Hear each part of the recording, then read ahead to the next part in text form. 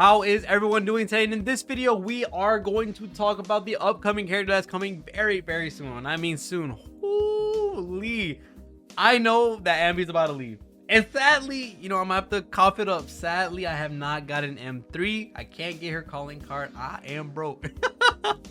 So we're gonna have to just stick with M2. M2 is really freaking fun, without a doubt. But the main thing today, what we're talking about, is going to be the inclusion of Trigger and all the things you need to consider in regards to Trigger and whatever we're going to be looking at in the future, right?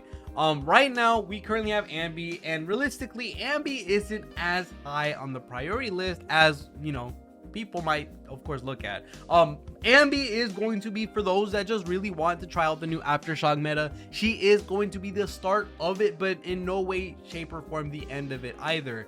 She's realistically going to be that luxury character, right? She's not the best, she's not the worst, she's somewhere in the middle. She's a really cool character, really strong character, but nowhere near meta defining like something like Miyabi, or even in the same regard to Evelyn, right? But we do have Ambi here, and if you haven't already pulled her, probably aren't going to pull her. Same thing goes for Bernice.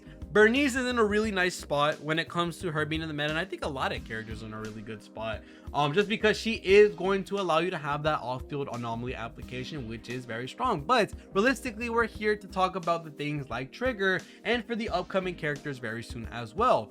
Trigger is going to be a very big, I guess you can say, inclusion into the game, and this is where it actually matters. She is going to impact a lot of what team building is currently in the game, especially for those that are the attacking characters, and even more so can potentially still be really great for anomaly characters as well. Just because if you look at it right now, Trigger is going to be by far best in slot for Ambi because of how greedy Ambi is as a character for field time, and this should be known by everyone for the most part. Any character that wants to take a super long time to be on field wants to have Trigger, and Ambi by far is going to be that one character that's 100% going to want that. Not only that, when looking at Ambi specifically, but if you look at other characters, like potentially characters like Juyin, characters like Nekomata, we look at other characters that want to stay on field for a long time that could potentially make use of it. I'm not gonna lie, where are they at? I feel like I have so many. We have characters like Harumasa as well. There's many characters in the game at the current moment that just want a crap ton of field time, but of course have to switch out to something else so that they're able to get the ball rolling. They need a stunner, they need a support, they need all of this so that they're able to get all their boost out and be able to do as much damage as humanly possible, right? But Trigger allows you to stay on field while she's off field and giving you that dates, of course, from a lot of you that have tried her out inside the the event that's currently out right now. She is definitely going to be in a really good spot when it comes to being as meta reliant or meta value when it comes to putting her on teams, because realistically, having a character be off field, having the time that would have been spent on stunning given to something else like an attacker is by far going to be one of the strongest things in the game for quite a minute. And not only that, we also have to consider the things that we're going to be getting in the future. Not only are we already talking about Trigger, and we kind of already have to move on to the next few characters, Vivian and Hugo are probably going to play into this Aftershock meta, because why would Hoyo stop at just Ambi, right?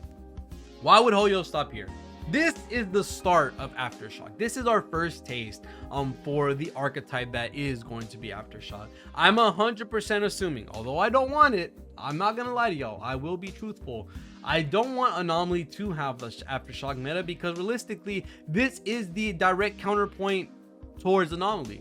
The Aftershock was supposed to help the attackers be able to basically shorten the gap that is between the DPS that Anomaly characters are able to do, right, with them being able to be on field for like 100% of the time versus the attackers. Now they're kind of bridging that gap. But if we give Anomaly Aftershock kind of in the same vein that we have Bernice, although she technically is able to do so, I feel like it's just gonna widen that gap once more, but who knows in regards to how they're going to balance that. But I do think with Vivian and Hugo's inclusion, we can expect for Trigger's value to skyrocket, because if Hugo as an attacker, we're not going to be releasing another attacker without Aftershock. There's just no way. That would legit just be walking backwards, because then it would be harder for attackers to, of course, be able to compete against the giants like Miyabi, like Yanagi, like Jane, all these other anomaly characters that are so much better when it comes to time management and field management and how long they have to be on field, right? I don't think there's a world where attackers will just not have Aftershock on them. And I think Vivian as well, with us just getting Aftershock, with us getting Pulchra, Ambi, Trigger, I can assume Anomaly to get it too. So Anomaly is going to have it. We're going to have Hugo most likely with it. And if all these characters have Aftershock, this means that a character like Trigger is going to benefit greatly at this point in time, because with all these characters wanting all this field time, with all these characters having off-field damage as well, you want to be able to prioritize the characters that want the field time the most and make everybody else that doesn't need to be on field to do their job still without them being on field, you know? So I do think Trigger is going to be a massive pickup for what we're going to be looking at in terms of the meta for Aftershock. If you don't want Ambi right now, which, like I said, if you haven't already pulled Ambi, you're probably not going to pull Ambi. But you are looking towards Vivian and also Hugo. But of course, again, one thing to note before we keep going forward, we are going to have access to Vivian and Hugo information very, very soon because of the drip market with the stream, of course. So we're gonna see what Vivian does soon, we're gonna see what Hugo does soon, and by the time we know that, Trigger will be out. So we won't have too much to worry about in regards to the information that she may or may not need in order to fully understand the decision that you're going to make. But I do think, without a doubt, as many people should know, Trigger is just going to be a overall really strong character, a character that's going to be in some way, shape, or form the more optimized version of Chingy. We don't know 100% because, of course, we have to test it with every character. We have to see how they flow together, Chingy with another character versus Trigger with another character, to see where Chingy lies for the most part. But Chingy isn't a bad character by all means. She's still a really good general stun unit, just because of all that she can provide and how fast she stuns. We're gonna have to, of course, compare that to Trigger. But Trigger, without a doubt, you don't have to look at Chingy to know that Trigger is also going to be a pillar of stun, just because she's going to be able to do it off field, which is a pretty strong thing and something that's going to be very, very important to the future of the meta, just because we are working towards teams working together without necessarily being on field, which is kind of crazy to think about, that we had teams for the most part that had to function in their own cell, where you had to go stun first, then support, then into your DPS, do your burst, start it over, right? But now we're kind of meshing them together, synergizing them together, where they're all working at the same time. You're constantly bringing some of them out for a little bit of time, then you're working on your DPS and you start switching them around to bring up buff timers. A lot of really cool stuff. Honestly, it doesn't feel as empty as it did before, I feel like.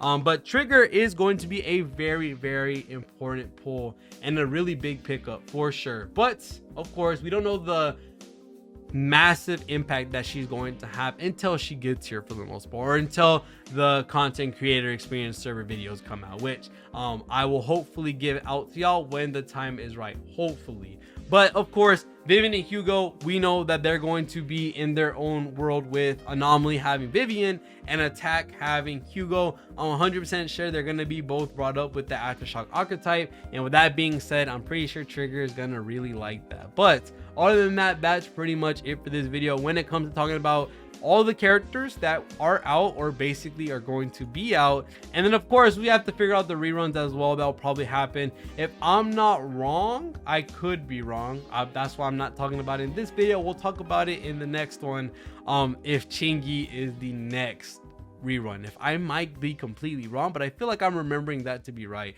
We'll see. I'll talk about that in the next video. Other than that, thank you guys so much for watching. I'll wait till the next video. See y'all in the next one, and peace.